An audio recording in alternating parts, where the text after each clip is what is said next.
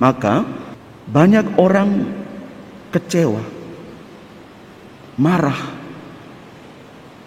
bahkan ada yang tinggalkan Tuhan karena dia anggap Tuhan tidak ada.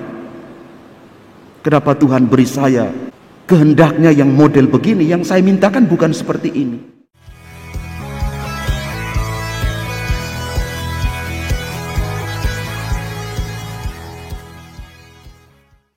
Sebab anak yang di dalam kandungannya adalah dari Roh Kudus. Maria akan melahirkan anak laki-laki, dan engkau akan menamai dia Yesus, karena dialah yang akan menyelamatkan umatnya dari dosa mereka.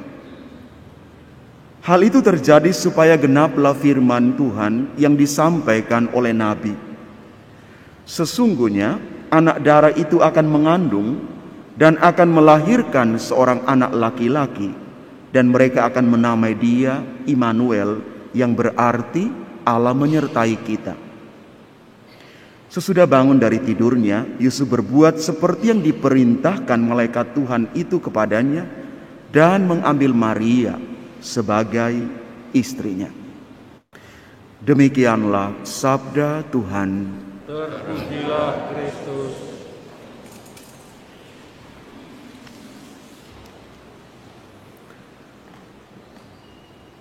Memahami kehendak Allah atas hidup kita dan rencana Allah tidak mudah.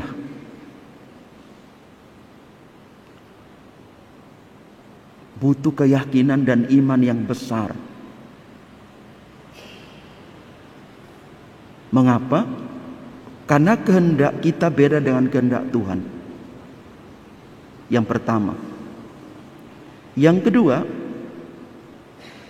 kadang-kadang kita berhadapan dengan kehendak Allah yang jauh dari ekspektasi kita. Ini realitas. Otak kita terbatas untuk mengerti dan memahami misteri Allah yang kadang-kadang itu sulit diselami karena tersembunyi. Bahkan makin kita berjuang terus-menerus untuk menggali, memahami ada apa dengan misteri Allah ini, kita tidak pernah menemukan itu. Maka banyak orang kecewa, marah, bahkan ada yang tinggalkan Tuhan karena dia anggap Tuhan tidak ada. Kenapa Tuhan beri saya kehendaknya yang model begini? Yang saya mintakan bukan seperti ini. Kalau Tuhan baik, Tuhan ada, nyatakan kuasa Allah. Lagi-lagi kita mencobai Tuhan dengan cara kita yang sangat rapuh dan manusiawi. Sekali lagi, sangat rapuh dan manusiawi. Siapa yang bisa menyelami misteri Allah dengan kerapuhan dirinya sebagai manusia? Santo Yosef taat,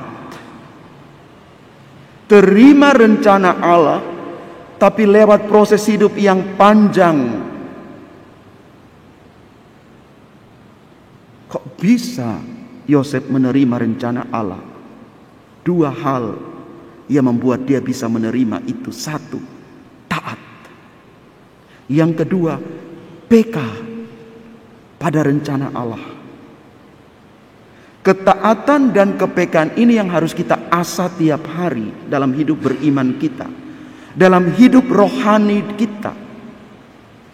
Kadang-kadang kita kurang taat dan kurang peka, maka banyak rencana Allah dalam hidup kita terbuang sia-sia.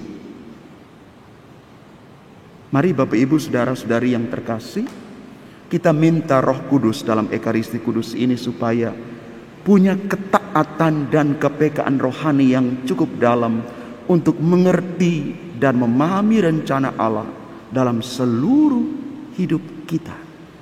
Buka hati selama masa Adventus ini untuk menerima Tuhan. Sekali lagi, rencana Tuhan beda dengan rencana kita. Butuh iman, ketaatan, dan kepekaan. Tuhan memberkati kita. Amin.